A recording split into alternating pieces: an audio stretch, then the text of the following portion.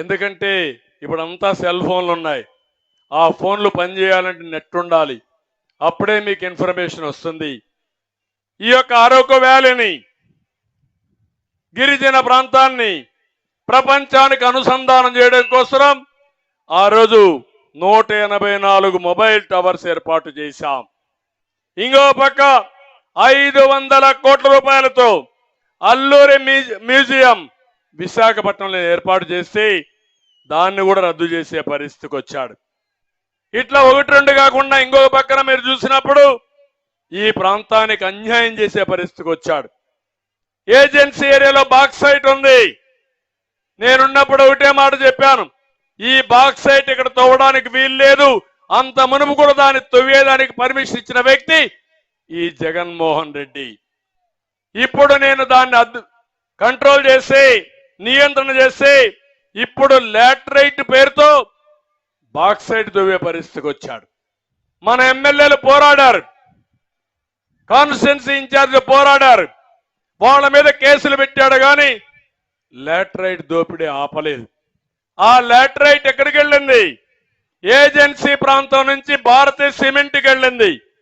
భారతీయ cement factory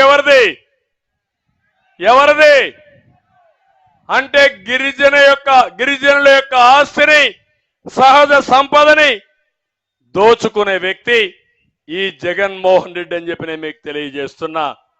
ఒక్క road వేసాడా గిరిజన ప్రాంతంలో? ఏ ఊరికైనా రోడ్డు వేసాడా గిరిజన ప్రాంతంలో? ఆ రోజు మనం వేసిన సిమెంట్ రోడ్లే కదా. కొత్తగా ఎక్కడా ఒక రోడ్డు వేసిన పాపాన పోలేదు. ఇంకో పక్కన మీరు చూస్తే మళ్ళీ డోలీలపై గర్భిణీ స్త్రీలను మోసే పరిస్థితికి వచ్చారు.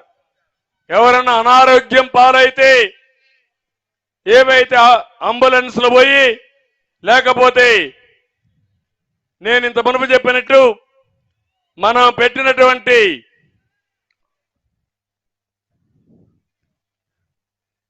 ఫీడర్ అంబులెన్స్లు పోయి మళ్ళా డోలీనే మీకు గతి అయింది.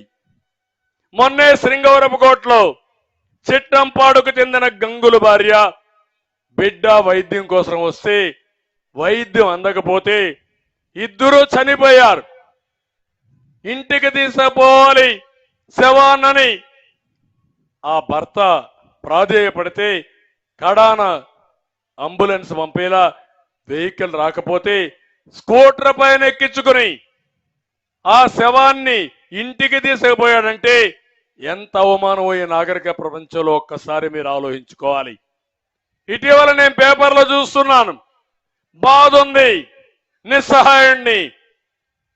కొంతమంది ఆడబిడ్డలు డెలివరీ వస్తే వాళ్ళని తీసుకుపోవాలంటే వెహికల్స్ లేకపోతే నేరుగా వాళ్ళని మోసుకొని పోతా ఉంటే